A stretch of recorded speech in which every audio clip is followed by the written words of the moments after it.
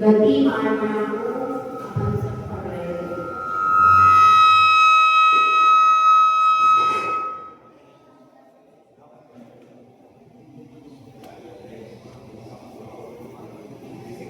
मनुष्य गति में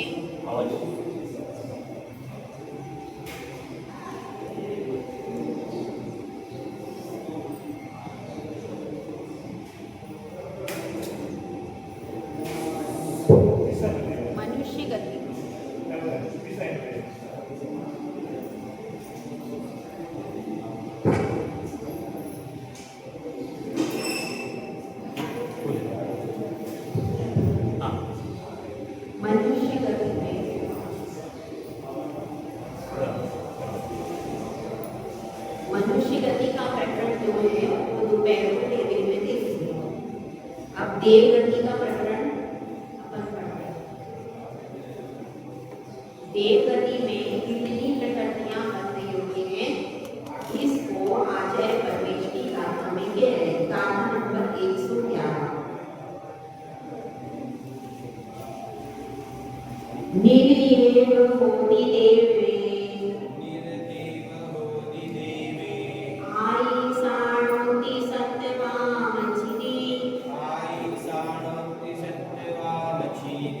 सोलस एव अवन्नो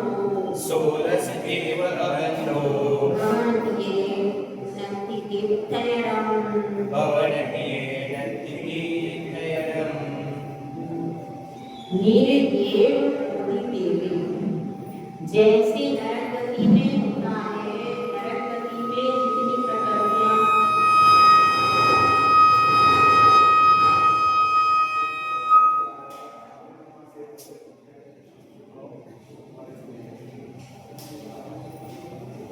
नरक गति में जितनी प्रकृतियां होती हैं, उसी प्रकार से बदल इसका मतलब क्या है? इसका मतलब यह है कि जो प्रकृतियां होती हैं नरक गति में बंधने के योग्य नहीं है, वैसे ही इसमें भी बंधने योग्य नहीं है। अंतर क्या है? अंतर सिर्फ इतना है कि एकेंद्रीय स्थावर और आतप, एकेंद्रीय स्थावर और आतप का अंतर है, बाकी सब सेम। ठीक है, इसमें बता रहे हैं निर्येव होति देवे आई साणोति सत्य वांछित। इसका मतलब क्या है? सोधर्म ऐशान पर्यंत जितनी प्रकृतियां होती हैं, सोधन ऐशान पर्यंत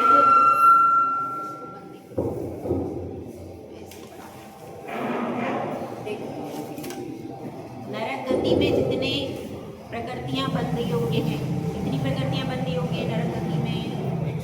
101। तो इसी के समान इसका विवरण होता है, लेकिन विशेष क्या बता दिया? सोधर्म और ईशान तक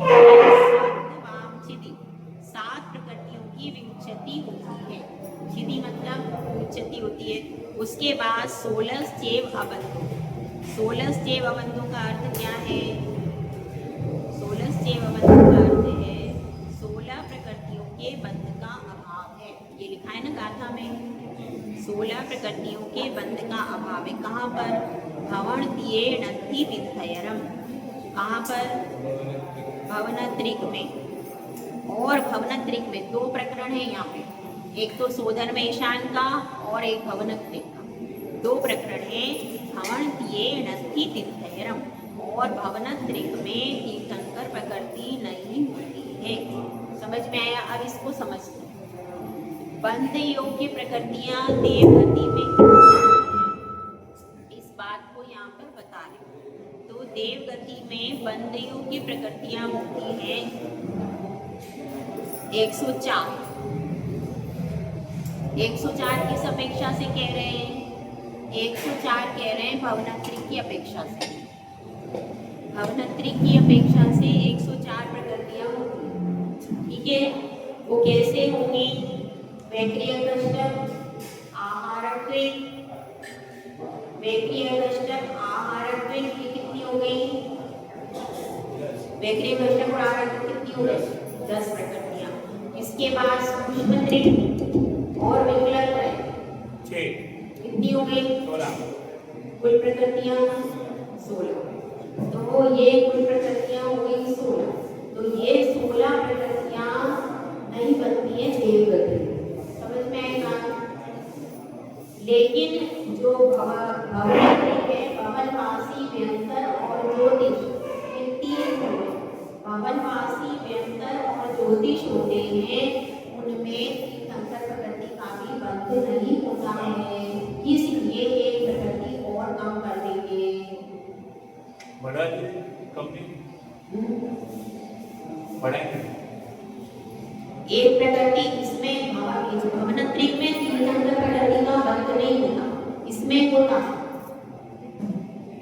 तो इसमें तो तीर्थंकर प्रकृति को पहले ही माइनस कर देंगे, इसमें भवनत्रिक में, और उसमें नहीं करेंगे। यानी भवनत्रिक में कितनी घटाएंगे? 17 और इसमें घटाएंगे 16। सोधर्मेशान आदि स्वर्गों में 16 स्वर्गों में, यहाँ पर अभी सोधर्मेशान की 2 स्वर्ग, सोधर्मेशान 2 स्वर्गों की बात चल रही है। तो उसमें क्या बताया है? 16 प्रकृतियों की 16 प्रकृतियां बंध योग्य नहीं। ठीक है, 16 प्रकृतियों में क्या क्या आ गया? वैक्रिय कष्टक, आहारत्विक, सूक्ष्मत्रिक और विकलत्रिक, ये हो गई पूरी 16 प्रकृतियां। अब इसमें विशेष क्या बता रहे हैं? अब इसमें दूसरी बात बता रहे हैं। दूसरी बात क्या है? कि तीर्थंकर प्रकृति का बंध किसको नहीं होता? भवनवासी, व्यंतर और ज्योतिष को तीर्थंकर प्रकृति का बंध नहीं होता। तो उसमें से 16 में एक और ऐड कर देंगे, कौन सी? तीर्थंकर।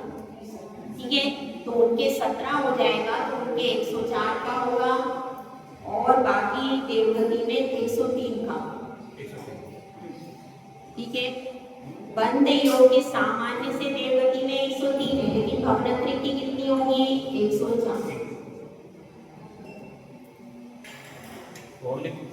नहीं, भवनत्रिक में 103 होगी और देवगति में 104।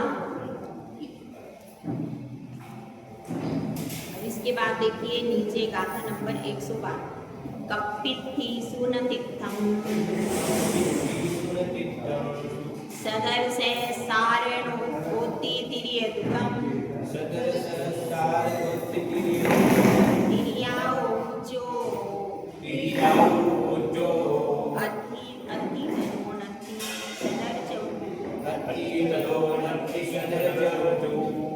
कल्पवासिनी स्त्रियों में कपित्थि सुनतित्थं, कल्पवासी स्त्रियों में तीर्थंकर का बंध नहीं होता। क्यों नहीं होता?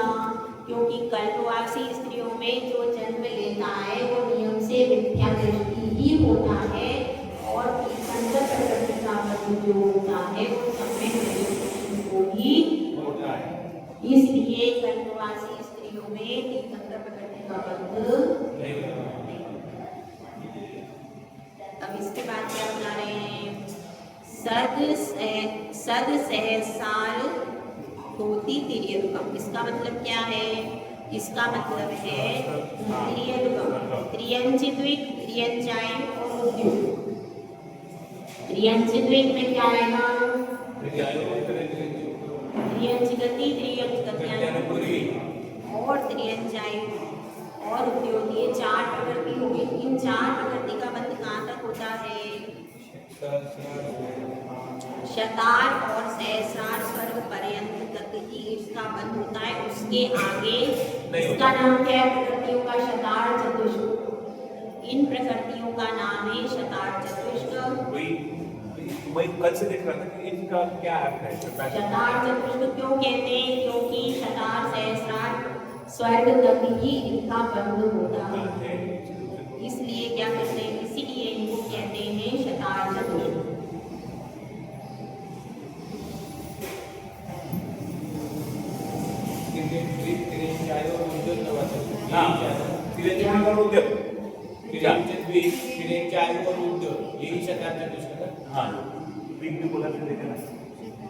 मतलब त्रियंची यदि संयम धारण करता है तो वो कहाँ तक जा सकता है? 12वें स्वर्ग। 12वां स्वर्ग। संयम धारण करने पे अभी तो नहीं जा सकता, ये चतुर्थ काल की अपेक्षा से। वो अगर संयम धारण करे तो उस स्वर्ग तक जा बात तो अपनी देवगति की चल रही है। देवगति से बंध क्या होगा? नहीं, यहाँ से त्रियंच कोई देव बनने को जा रहा है, यहाँ से त्रियंच की अपेक्षा से भी है। ये बंध की अपेक्षा देवगति की बात चल रही है। हाँ, देवगति की बात चल रही। तो देवगति वाला उस स्वर्ग तक ही बंद होता है। इसका मतलब यहाँ पर त्रियंच गति का ही लगाना पड़ेगा। जो त्रियंच गति से देवगति में आ, त्रियंच गति से मरण करके देवगति में आना है, उसकी अपेक्षा से कर देना। 12वें तक आ रहे हैं। यहाँ पर त्रियंच गति में वर्तमान में है, लेकिन भविष्य में वो देवगति में जाना, इस अपेक्षा से यहाँ पर वही दिया है ना, तीर्थंकर का बंध शतान त्रियंच का बंध होता है। त्रियंच पर वहां तक जाता है। त्रियंच गति में जो जीव है वही वो कहाँ तक जाएगा? उसकी मैक्सिमम लिमिट बताओ, अंतिम सीमा उसकी क्या है? 12वें स्वर्ग। वो भी बात है, लेकिन अभी इसमें बताया है वो भी सही है। त्रियंच जो है वो भी उसके ऊपर नहीं जा सकता। 16वें स्वर्ग के ऊपर स्त्रियां नहीं जा सकती, ये भी नहीं।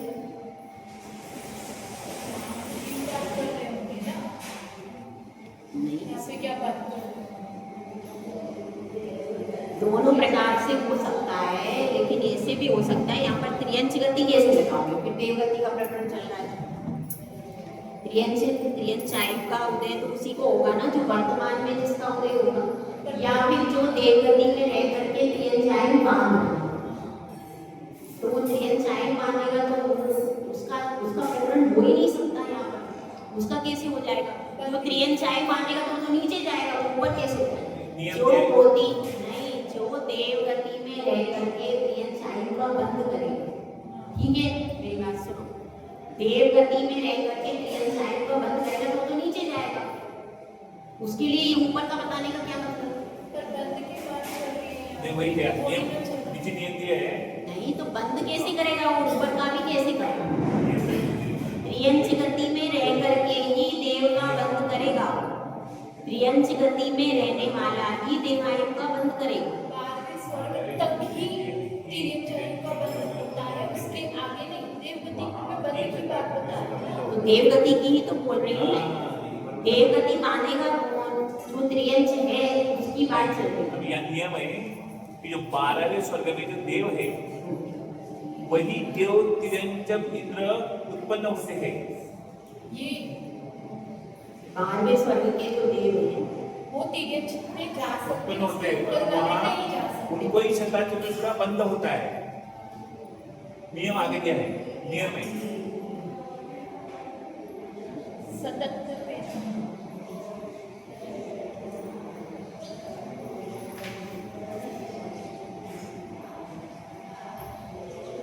म्हणजे उसके आगे देव तिर्यंच नहीं होते, ऐसी हाँ, बात है। देव वो बात है, देव वहाँ पर त्रियंच नहीं होते। हाँ, और एक दूसरी भी प्रकरण है, अगर त्रियंच व्यक्ति त्रियंच जाए तो वो त्रियंच कहाँ तक जा सकता है, वो भी वो भी। दोनों प्रकार के कथन है। आप ये बात का कथन बता रहे हो। दूसरा कथन ये है कि एक त्रियंच यदि जाए तो कहाँ तक जा सकता है, वहीं तक उसकी लिमिट है। 12वें स्वर्ग के ऊपर देव त्रियंच जा नहीं सकता और 16वें स्वर्ग के ऊपर स्त्रियां नहीं जा सकती, ऐसा भी नहीं है। देखो अब आगे का देखते हैं। आगे इंद्रिय मार्गणा संबंधी बंध अबंध और बंध विच्छेदी का कथन करते हैं। गाथा नंबर 113, ये टेबल्स बाद में मैं पुण्यधरम इति विगले दत्तु वर्णो सासनो देहे पच्यप्तिं न विपावति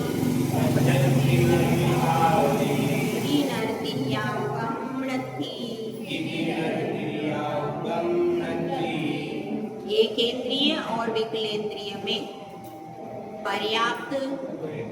पर्याप्तेतर अर्थात लब्धि पर्याप्त के समान है। कहाँ उत्पन्न हुआ, वहाँ उत्पन्न हुआ और साधन गुण स्थान में शरीर पर्याप्ति को पूर्ण नहीं कर सकता, इसलिए वहाँ मनुष्य और त्रियंचायु का बंध नहीं करता। अब इसमें क्या बता रहे हैं, इसमें ये बता रहे हैं एकेंद्रिय और विकलेंद्रिय। एकेंद्रिय और विकलेंद्रिय में क्या होता है, पर्याप्तेतर अर्थात मनुष्य लब्धि पर्याप्त के समान है। एकेंद्रिय और विकलेंद्रिय में लब्धि पर्याप्त के समान है वर्ण।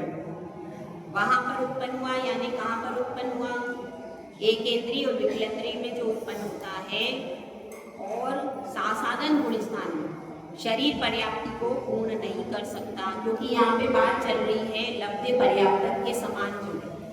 एकेंद्रिय और विकलेंद्रिय जो है वो लब्धि पर्याप्त के समान है, तो वहाँ पर पर्याप्ति पूर्ण नहीं करता है, इसलिए वहाँ पर मनुष्य और त्रियंचायु का बंध नहीं होता। एकेंद्रिय और विकलेंद्रिय की अपेक्षा से यहाँ पर यहाँ पर इंद्रिय मात्रा देवगति वहीं पर खत्म हो गई। देवगति का ये प्रकरण यही खत्म हो गया। यहाँ पर इंद्रिय मात्रा की एक गाथा बंदे ले लेगा, थोड़ा सा रिवीजन कर लो। देखो प्रकरण चल रहा है देवगति का। देवगति में बंध योग्य प्रकृतियां हैं 104, ठीक है। 104 प्रकृतियां सामान्य से देवगति में बंध योग्य हैं, ठीक है। और 104 प्रकृतियों में कितनी प्रकृति कम हो गई, 16 प्रकृति। जो नरक गति में प्रकरण है उसमें से थोड़ा सा ही अंतर है, केवल एकेंद्रीय स्थावर और आतप, ये 3 प्रकृतियां उसमें बंध योग्य हैं। बंधने में से अपन ने घटाई थी 19 घटाई थी उसमें से, और अब इसमें से 16 घटाई। एकेंद्रीय स्थावर और आतप नहीं घटेगी, क्योंकि देव एकेंद्रीय स्थावर आतप में जाते हैं, ठीक है। तो अपनी 19 प्रकृतियां नरक गति में घटाई थी, इसमें घटानी है 16। कौन कौन सी प्रकृतियां हो जाएंगी, वैक्रिय, कष्टक, आहार, विकलत्रय और सूक्ष्मत्रिक। विकलत्रय में नहीं जाएगा, नहीं करता, उसमें नहीं जाता। विकलत्रय का एकेंद्रीय में जाता, विकलत्रय का बंध नहीं करेगा। और किसका बंध नहीं करेगा, द्विइंद्रिय, 3 इंद्रिय, चतुरिंद्रिय। विकलत्रय का नहीं करेगा और सूक्ष्म, अपर्याप्त और साधारण का नहीं करेगा, ठीक है। सूक्ष्म त्रिक और विकलत्रय का नहीं करेगा और वैक्रिय, कष्टक, आहार। इस प्रकार से प्रकृतियां हो गई 16। ये 16 प्रकृतियां बंध योग्य नहीं। और गुण स्थान कितने होते हैं देवगति में, 1 से लेकर के 4 गुण स्थान होते हैं। और क्या विशेषता है, तो भवनवासी, व्यंतर और ज्योतिष्क में तीर्थंकर प्रकृति का बंध नहीं होता। मतलब तीर्थंकर प्रकृति का बंध करने वाला भवनवासी, व्यंतर और ज्योतिष में नहीं जाएगा, ठीक है। तीर्थंकर प्रकृति का बंध करने वाला कितने भव लेता है, अधिक से अधिक। अधिक से अधिक 3 4 बताओ। 3 1 4 4 बताओ। मालूम नहीं कुछ भी बोल रहे हो पूछ रहे हैं आप बताओ। 10 भाव 10 हो। तीखा तो आठ प्रकृति भाव। बंद करने वाला 8 मुझे मालूम ही नहीं है मैं कुछ भी 8 4 नहीं बोले 3 या 4 ज़्यादा से ज़्यादा 4 शास्त्र में 10 भाव बताते ना उसी हिसाब से तो तेरे सब तेरे तीर्थंकर प्रकृति जाए तो भी बांध क्या देते की बात है रतिका तीर्थंकर प्रकृति का बंध करने वाला जीव नियम से तीसरे भाव में मोक्ष चला जाता है। पहले 3 बोला तो आपने ध्यान ही नहीं दिया आपका कन्फर्म होना चाहिए। कन्फर्म नहीं। ठीक है, तो कैसे होता है उसका यहाँ से एक पर्याय तो मनुष्य गति की हो गई, उसका नंबर फर्स्ट होगा जिसमें वो तीर्थंकर प्रकृति का बंध कर रहा है। करेगा। केंद्री के पाद बंध उसने किया मनुष्य पर्याय में। उसके बाद क्या किया, उसके बाद अब उसने कौन सी आयु का बंध किया है, नर आयु का करेगा या देव आयु का करेगा, कोई आयु का बंध करना है। दूसरी आयु का बंध करना है, वो ही आयु का बंध करेगा, या तो नरक में जाएगा या देव में जाएगा। तो एक भाव उसका हो गया नरक का या देव का, और अगले भाव में तीर्थंकर बन जाएगा। अब जैसे श्रेणी राजा है, तो श्रेणी राजा अभी पहले इसने मनुष्य पर्याय निकल गया, अब इसको इसका एक भाव हो गया, अब नरक में चला गया, फिर वो आकर के बन जाएगा।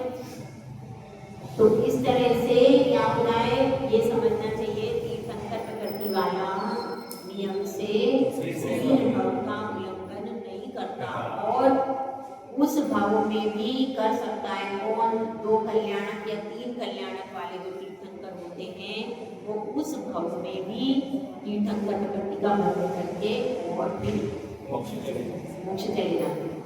ऐसा भी होता है। 3 कल्याणक वाले उसी भाव में तीर्थंकर उसी भाव में अब देखो उनके कल्याणक कम होते हैं, कल्याणक कम होते हैं, इसलिए जन्म का नहीं हुआ कल्याण, केवल ज्ञान और मोक्ष तो होते हैं।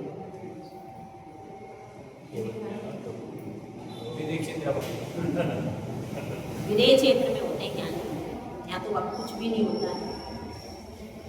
ठीक है, तो अब इसको समझना, मतलब ये भी चीज अपने को पता होना चाहिए कि 3 भाव में कम से कम तीर्थंकर प्रकृति कितनी अच्छी है।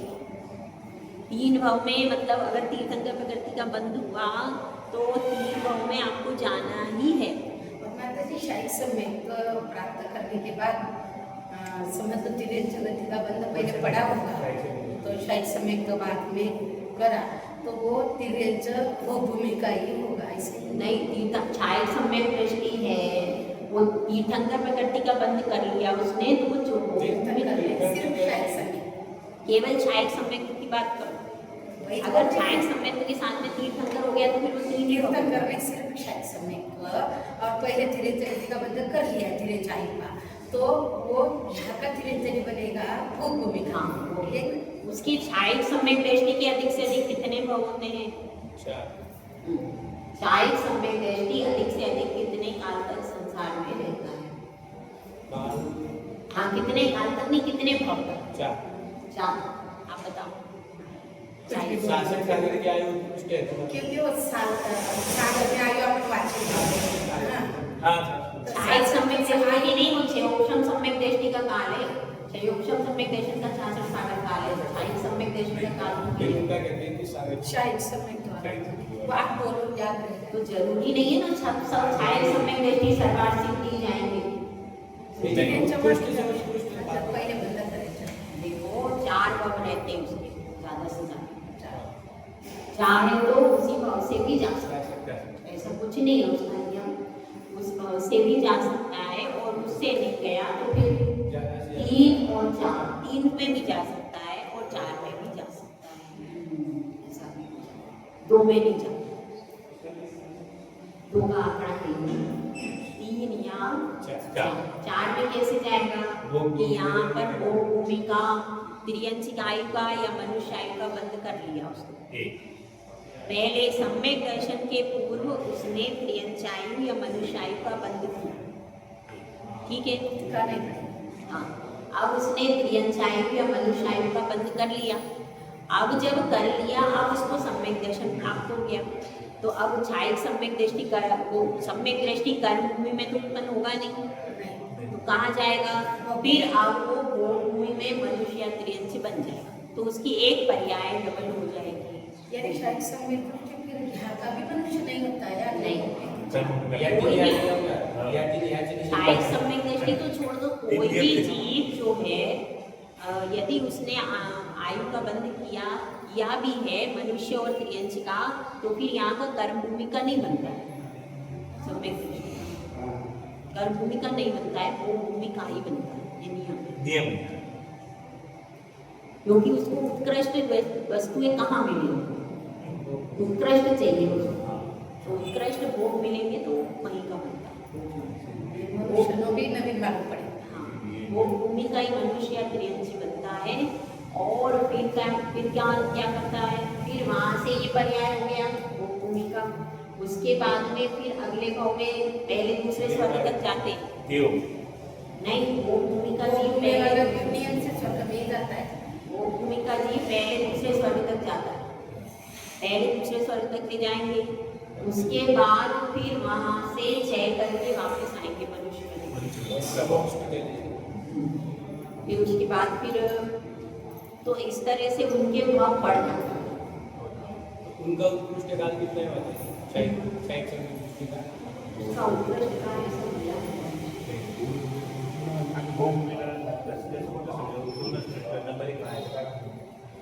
माता जी शायद सम्यक को प्राप्त करने के लिए बहुत ज्यादा विशुद्धि लगती होगी।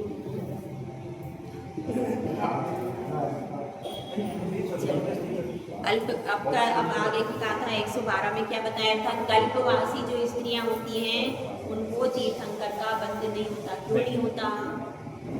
क्योंकि कल्पवासी स्त्री पर्याय है, और स्त्री पर्याय में यहाँ से भी कोई स्त्री पर्याय को लेके जाएगा तो फिर वो तीर्थंकर प्रकृति का बंध नहीं कर सकता, क्योंकि पुरुष पर्याय में ही होता है। और यहाँ पर कल्पवासी स्त्रियों की बात चल रही है, तो पहले तो वो लेकर के भी नहीं जा सकते, यहाँ से भी नहीं लेके जाएगा। क्यों? क्योंकि स्त्रियों को होता ही नहीं है, यहाँ से भी नहीं लेके जा सकती और वहाँ पर भी नहीं कर सकती, दोनों ही परिस्थिति है। शायद सम्यक दृष्टि भी स्त्री को रहने जा रहे हैं, छायक सम्यक दर्शन नहीं स्त्रियों को नहीं होता है। छायक सम्यक दर्शन स्त्रियों को नहीं होता, तीर्थंकर प्रकृति का बंध नहीं होता। पहले भी बंद कर लिया है तो भी श्री का नहीं होगा। श्री का नहीं आता। हाँ? स्त्री पर्याय में नहीं होगा। नहीं, पहले बांधने का विषय। छायक सम्यक दर्शन स्त्रियों को नहीं होता है, माता जी पहले बंद कर लिया होगा तो नहीं होता। पहले को बंद कर समझ लो, पहले तेरा बाबा श्री का पर्याय का बंधन कर लिया, बाद में शायद समय को प्राप्त करा तो नहीं करा। ऐसा नहीं होता है। आयु के लिए रूल है, स्त्री पर्याय के लिए कोई रूल नहीं है। हाँ बराबर, आयु के लिए ये रूल है, ये भी बात बराबर है। स्त्रियों को उत्कृष्ट चीजों का आयु का रूल है बराबर। उत्कृष्ट चीजें ना। और क्या बात बताई इसमें? जो देव है वो क्या करते हैं?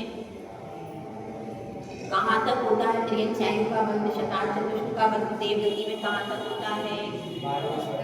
12वें स्वर्ग तक ही त्रियंश आयु का, और द्योत त्रियंश आयु और त्रियंश द्विक इनका बंध 12वें स्वर्ग तक ही होता है।